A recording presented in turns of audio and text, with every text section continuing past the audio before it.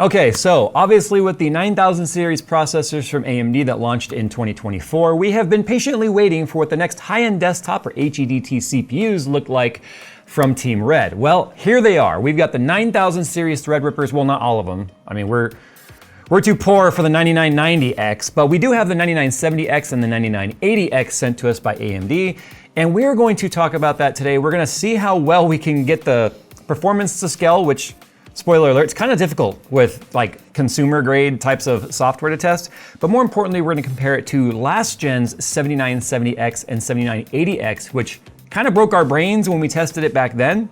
And then we're gonna do some overclocking, because believe it or not, these CPUs are unlocked, which means we can overclock them. And it is quite the adventure when you start overclocking them and seeing how much power that they can draw. So get ready, we're gonna cover a lot today. Now, when it comes to looking at these CPUs, they kind of speak to a very small crowd. They fit in between a desktop consumer grade CPU and a high-end workstation. Now, there is a workstation variant to these CPUs as well. They are usually referred to as like a WX series of CPU. They obviously feature much more CPU lanes, many more cores, much more RAM support in terms of volume of RAM, obviously ECC, all that sort of stuff. But this is also for someone that needs more than what like a 9950X could currently give you. So it's kind of a niche crowd. So even if it's not you, stick around and watch, because it's fun to see what you can do with, in this instance, 64 cores and 128 threads of the latest architecture from AMD. Now, one of the things that we've seen from AMD over the last couple of generations of CPU is a significant clock bump. I almost said a Bach clump, but it would have been the same thing. But a significant clock bump, which is giving us a very noticeable improvement to performance. The hard part, though, is when you talk about 128 threads, it's very difficult to find a testing suite, if you will, that can actually truly put all of those threads to work, utilize all of it, and give you a real scalable result. So I'm gonna caveat this right now at the start by saying we haven't had a lot of time to go through and really revamp any of our CPU testing methodology. We've spent the first half of this entire year working on GPUs, which we feel like we've got a really solid workflow down. We're kind of kicking off some of our revamping of CPU with this. So bear with me, this is gonna be pretty high level, but we do plan on over time making this suite much more usable, but we're kind of reserving that right now for like consumer grade CPUs, obviously Intel Core Ultras and the Ryzen 9s, Ryzen 7s and stuff like that. But with that said, let's talk about some of the differences that sort of change, the differences between the TRX 50 platform, which is what the 7000 and 9000 series Threadrippers run on, versus like the WRX 90 platform, which is the workstation platform. So neither of these CPUs feature any sort of pro manageability or pro security, like the kind of stuff you would find built into these, high-end workstations, which might have very sensitive data on them. They might be targets for malicious software or whatever. Overclocking support does not exist on the WX CPUs or WRX CPUs. However, the TRX CPUs are unlocked. So that's what makes it really fun. We have 92 PCIe lanes. 88 of them are usable, 4 are reserved for onboard devices like your NIC controller, any sound card, chipset communication with the CPU, all of that. They need to have their own lanes available as well.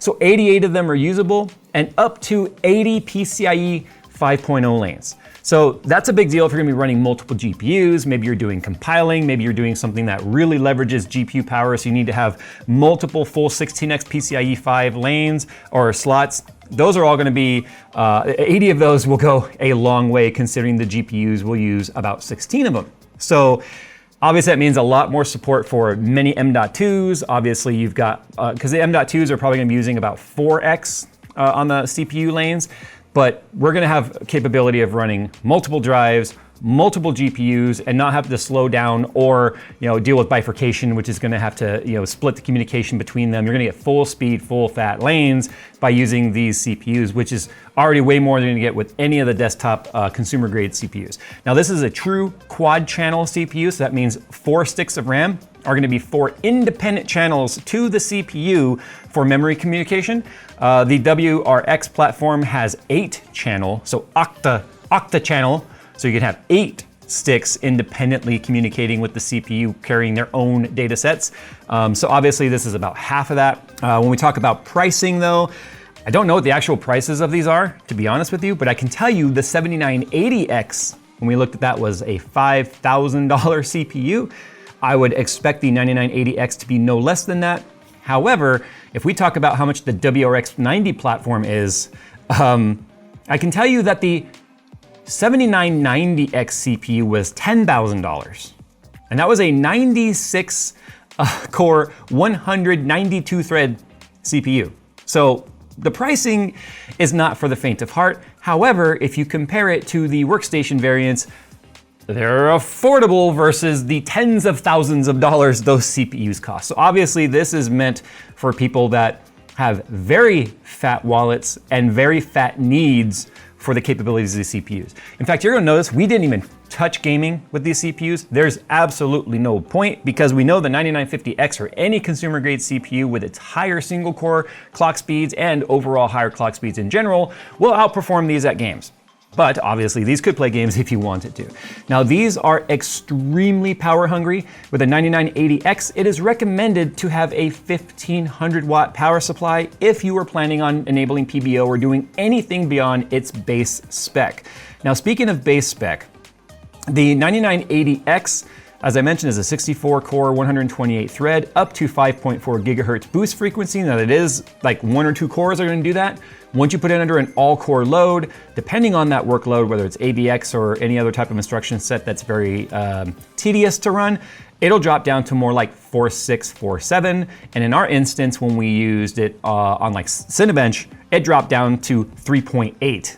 So obviously, the more difficult the task to run, the farther down it's gonna have to drop the clocks. And to be honest, that's specifically because of power consumption as well as temperatures. So it's got that vignette, right, of power, temperature, frequency curve, and load, and how much is available to it. You can use it up real quickly. And the base clock is a 3.2 gigahertz. So as you can see, when it went down to 3.8, we weren't getting a whole lot of boost, but we were getting a whole lot of cores doing a whole lot of work. It's got 64 megabytes of L2 cache and 256 megabytes of L3 cache. Obviously the socket's TR5, it's 350 watt TDP, so it's actually, let's look at it this way real quick. Let's just kind of pump the brakes on the power draw for a second. We've got 64 cores, 128 threads, pulling 350 watts. We also have 32 cores and 64 threads on the 9970X, so it's basically half. It's also 350 watts. Now let me tell you why. The 9970X gets, on average, a higher clock speed available to it because there's less cores. So there's more power available to those cores, which means they can kind of keep the clock speeds up higher on average. And you'll see that in some of our tests real quick.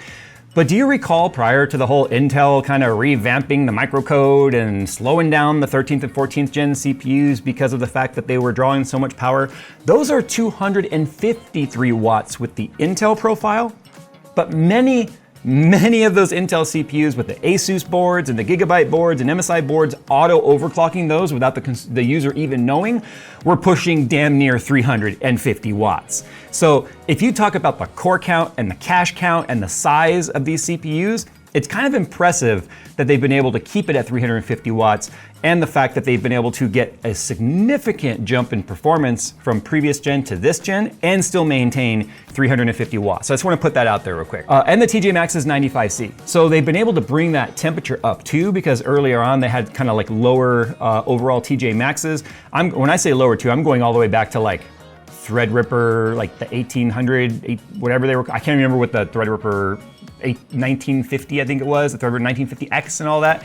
Those were very low clock speed and very poor performers, to be honest. But it's led to where we are today. Now there's also quite the bump in RAM support as well. So the 7000 series had an official max memory speed of 5200 megahertz.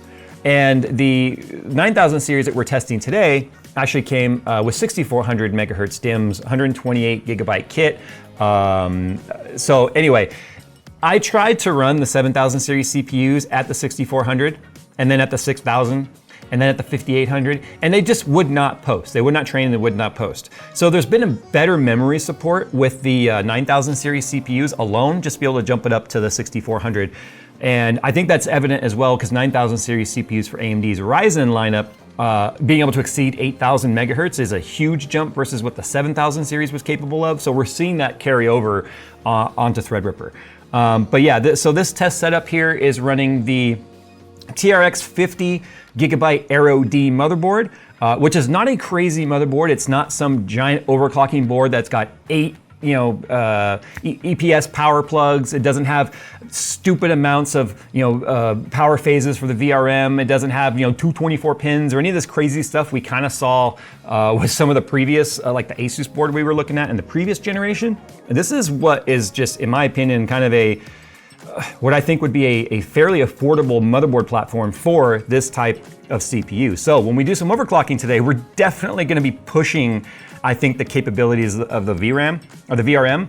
So we have some fans on the VRMs and stuff to try and keep them cool, but they are not actively cooled by default. All right, that's enough of the spec stuff. Let's go ahead and talk about the performance right now, because this is where things kind of get exciting. And you gotta remember, when we talk about performance, we are carrying over specs that are very, very similar to the previous gen, almost identical on paper.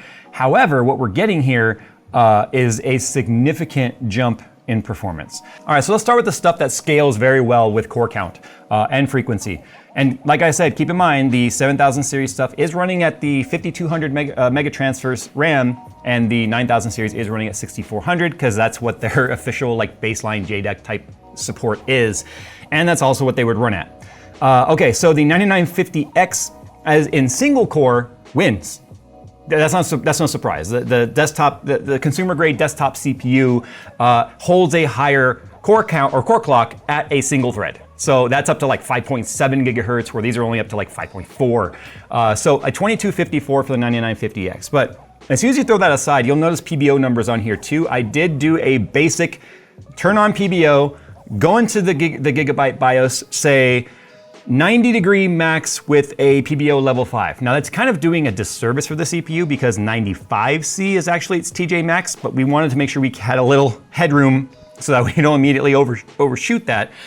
So it does have a 5C thermal reduction available to it, but basically the amps and watts were kind of like unlimited, and it pulled 1,000 watts, and we'll show you live. But anyway, but in single core PBO, it jumped up to a 2195 from a 2161, and then as you can see, 9970X at 2158, and then the 7000 series CPUs at 1997 and 1985 respectively. But as soon as you turn on that multi-core, and you let that army of 128 little blocks do their thing when it comes to ray tracing that image, 9980X at PBO scored a 135,631 on an AIO. Last time, for us to get anywhere near that 120,000, we needed 2 radiators and ice, and like literally had to overcool the damn thing to get it to scale that way. This is with a Silverstone 360 millimeter TRX 50 off the shelf AIO. So that's kind of crazy. But without PBO enabled, it was a 115,365.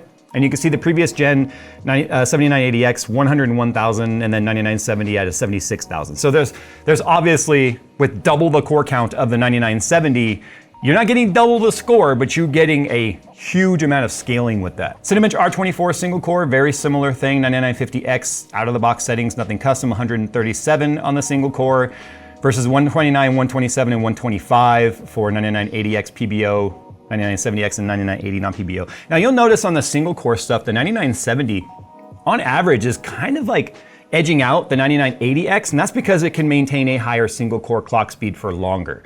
We already talked about why. It's less dense, it's less heat, less power draw, so it's able to keep that single core clock up a little bit more. It actually has a higher base clock than the 9980X. That's why we're seeing single core performance kind of over the 9980X. But let's face it, you're not buying the CPU or any of these CPUs for their single threaded performance. There'd be no point. You'd buy 9950 if that were the case.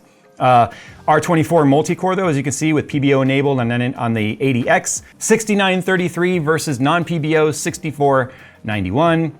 And then it jumps all the way down to a 5502 where the 7980X outperforms the 9970X. And you're gonna see that be a trend because, again, it's double the core count of the newer generation CPU. So you'll find the 7980X more often outperforms a 9970X because again, double the core count, even though it's older generation and older cores. Moving on to 3D Mark Time Spy Extreme. This one's weird, and let me explain why. It's the first test we ran where we saw, wow, the score does not scale with the core count. And that's because Time Spy Extreme, I did a few runs without the full screen and all that, where I was actually looking at the core parking and the core utilization. And I found that nearly half the CPU was actually idle. Now you gotta keep in mind, the 9980X has 8 4-core CCDs in it. So basically this is what we saw back in 2016 when they talked about CCD scaling.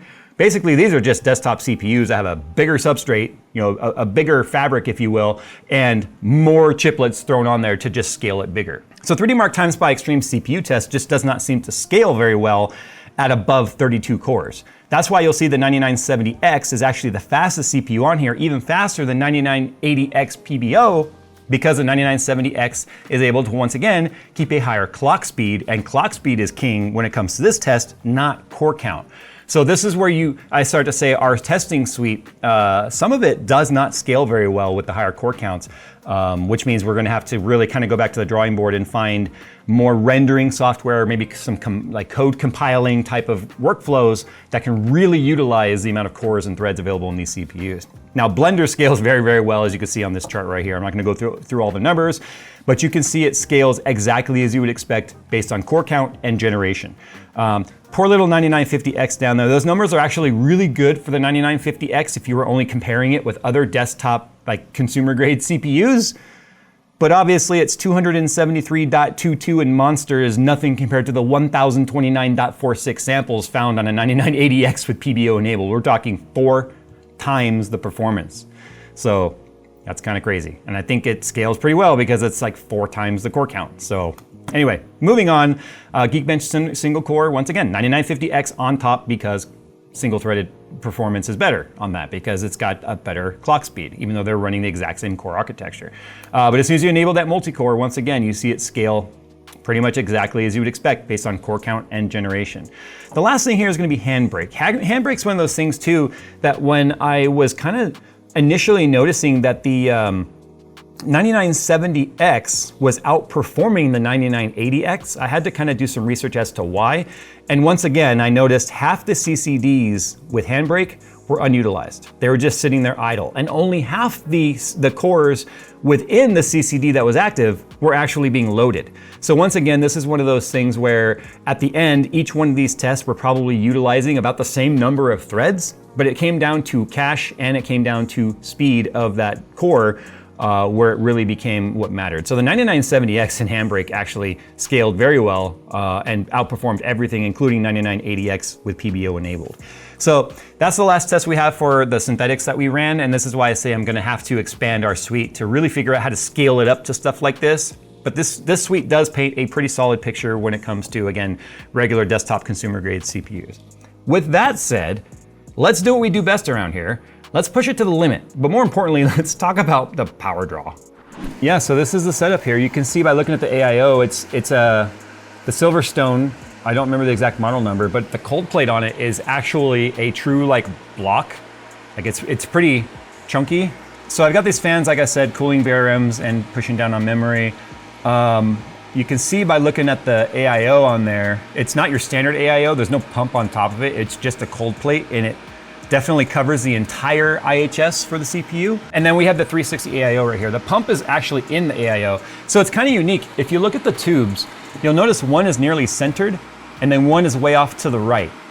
So it's kind of interesting the way they do that because that pump has to be able to push it through. So it's not a typical double pass where it goes down one side and back the other. It's actually offset where you've got more volume on one side that has to push the coolant, but then the pump overlaps onto the other rows to pull it back the other direction. So it's kind of unique in the sense because the pump again is in the radiator.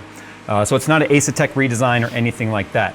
Fans are obviously at 100% for some pretty obvious reasons, and this does like to fall down, so I'm gonna make sure it's not. There we go. They're also, I'm not sure what kind of fans they are. I assume they're Silverstone, but they're more industrial type fans where they have a huge hub and a really fat blade pitch. So there's a significant amount of surface or static pressure pushing through that rad. One other thing you got to think about when it comes to Threadripper, the first boot takes more than 5 minutes, depending on the amount of RAM that you have. Now that 5 minutes for us is at 128 megabytes of RAM. Megabytes? Wow, 128 gigabytes of RAM. So if you're running 256 or up to the 1 terabyte of system RAM that is available to this CPU, like it can use it, you might experience boot times as long as 20 minutes on the first training boot. Now, obviously with memory context restore, it can remember those settings and not have to train every single time. But it's funny because the literature and the review guys says, obviously with memory context restore enabled and after the first training, boot time should be around 1 minute. Now we're used to systems that boot in 10 seconds or less because there's not so much RAM to train. But these systems are all about ultra stability because they're being used in more professional environments, not just at home or gaming systems. So it is a completely different way of thinking when it comes to watching this thing boot, and it is slow. So this is our PMD. We use it to monitor power on a hardware level. So it's connected to the 24-pin EPS PCI Express. In this instance, it's a 12-volt high power or a 12-volt 2x6. EPS is really all we care about. We're not doing anything with the GPU. So you can see right now in the desktop doing nothing, it's bouncing around between 40 and 70 watts. And there's no PBO enabled right now. So I just wanted to do kind of a quick comparison run. And we're gonna use Cinebench R23 as an example because that is like realistically one of the fastest and hardest ways to hit a CPU. So if I go ahead and just do a single multi-core run, you should see that jump up to about 425 or so watts, because even though it is a 400 or 350 watt CPU, it's pulling more than that because this is taking into account VRM losses and all of that. In fact, that's as long as it took right there to do a run. That was 114,023. Because the test goes so fast, you'll notice huge swings from run to run. So you'll notice our run that was on the chart was like a 115, that was the average. But if I run that again, it'll probably jump up from 114,000 to like 115 or 116,000 even. So that's like a complete army of squares. 427 watts, there's a 114,599. But if we were to look at core temperatures right now, we'll just use hardware info for this, it's actually pretty impressive. 40s, 48, 50. Like it doesn't even run long enough to really fully saturate it. And that was a 114,269. So if we take a look at the clock, that's so many of them, right? So if I do a run, you'll notice it's like, it starts in like the 4s and it drops down. See 4.7 and then 3.8. So it does 114,000 down at 3.8. That's insane. That's just because of the fact that the only way it could keep itself from exceeding the power limit of 350 watts specifically on the CPU is to lower the clocks, right? That lowers the power needs because it can run lower voltage doing that. But we are now going to go into BIOS and we are just going to do like 2 clicks. That's going to give us an insane amount of power and performance increase. Precision Boost Overdrive. And we are going to do, see, it kind of sucks to go 90 degrees, but we need to. We need to have it start to thermal throttle early because it will shoot really high. But we're gonna go level 5. The other thing I'm gonna do right now is I'm gonna go into advanced CPU settings, go down here, and I'm leaving all the power state stuff in there. I'm gonna also go from auto to enabled extreme, because what could go wrong, right? And then other than setting the fans to 100%, that's all I did. So don't do this if you don't have a robust cooling solution and a very high quality PSU. So depending on background tasks, you'll notice quite a swing for the EPS power. So now that everything's loaded, it's idling around the 40s. One other thing I'm gonna do right now is I'm gonna take the power plan and I am going to go from balanced up to high performance. And nothing really changed right there. But let's just open R23 right now. And let's just do 1 run and let's see what the power, and I do have the beeping disabled on this because it was non-stop beeping, obviously. All right, so here we go. First of all, the run is only gonna take a few seconds. And there is 850 845 watts, 850 watts, 860, and it's done. That's 135,192. Look how fast the squares go, look. Look at this. Bloop, bloop, bloop, bloop, bloop. This is a free test. You can download it and test it yourself. It's 133,285. So 2,000 point difference right there. It's because it goes so fast. Yeah, so that's a little nuts. And let's keep in mind, the reason why the power draw is so high, remember how it dropped down to 3.8 gigahertz for the all-core once I hit it, start on the Cinebench R23? Here's our frequencies right here. Let's run it again. And you see 4.7, and it just stays at 4.7. So we're talking only 900 watts, or wow, it is 900 watts, but only 900 megahertz higher gave us that much of a score bump. Now, obviously, this AIO would not be able to do that sustained load for long. In fact, I did do the power charting of that, and it gets extremely hot. So for instance, if we were to look at it hit 80C in that short amount of time, right? So there's the T-die, run it again, watch the temps, 32, 38, 42,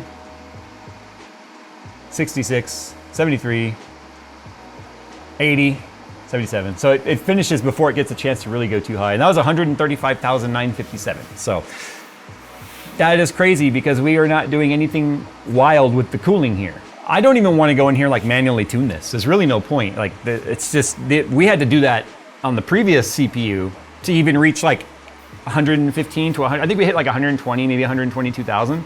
This is just an AIO, 2 clicks, set the fans to 100, and there we go, 135,000. Now the guys that have like the 9990X or whatever, or the 99, the W, I'm not sure which one it is, the highest overclockable one, those guys have broken 230,000 or something like that. It's insane. They used LN2 to do that. I debated putting LN2 on this, but nah, I think it's more impressive that it can do this just with an AIO, if you want to know the truth. Now, the reason why you'll notice PBO didn't really improve our single core scores is because the PBO doesn't really push the single core that much. In fact, it already boosts all the way up to 5.4 on single core, and that's just where it stayed. So that's why we didn't see much improvement on the single core. 9950X still beats it on single core because it goes to 5.7, no problem, and stays there. So that few hundred megahertz makes a big difference. But there you go. I mean, it's pretty crazy what AMD has been able to do. It just kind of goes to show how Intel's comments when Ryzen first came out was laughing at the idea of gluing CPUs together, which quite honestly, this is like 4 desktop 9950s glued together. And so it's insanely impressive what this CPU is capable of doing. And what's more impressive in my opinion is the jump in performance, but keeping all of like the power requirements and specs and stuff the same. So if you find yourself in that crazy mid-range of not needing a, extremely expensive 5-figure CPU for a workstation, but you need more than what you can get with just a standard like consumer grade CPU, that's why the Threadripper stuff exists. Because the WX like Epic stuff, that is just, I mean, you could buy cars for the price of those CPUs. In fact, you can buy cars for the price of these CPUs. It may not be great cars, but you could buy cars for the price of these CPUs. It's nuts. It really makes me want to build a server just because we can. Or a million virtual machines. I don't know why, but we could. Anyway, thanks for watching, guys. How would you utilize 64 cores and 128 threads of a CPU like this? And also, too, help us out. What benchmarks do you think are relevant for this type of CPU that can truly leverage this kind of CPU? Because we're finding there's a huge diminishing return on some of this stuff when it comes to the core counts and the thread counts. It just doesn't know what to do with it. So, and even then, the cores that are being utilized are not fully utilized. They're like 40–50% util. So I think code compiling is one. I think any of the like Blender rendering type stuff is another one. But we need more than just that. So, all right, guys, thanks for watching. As always, we'll see you in the next one.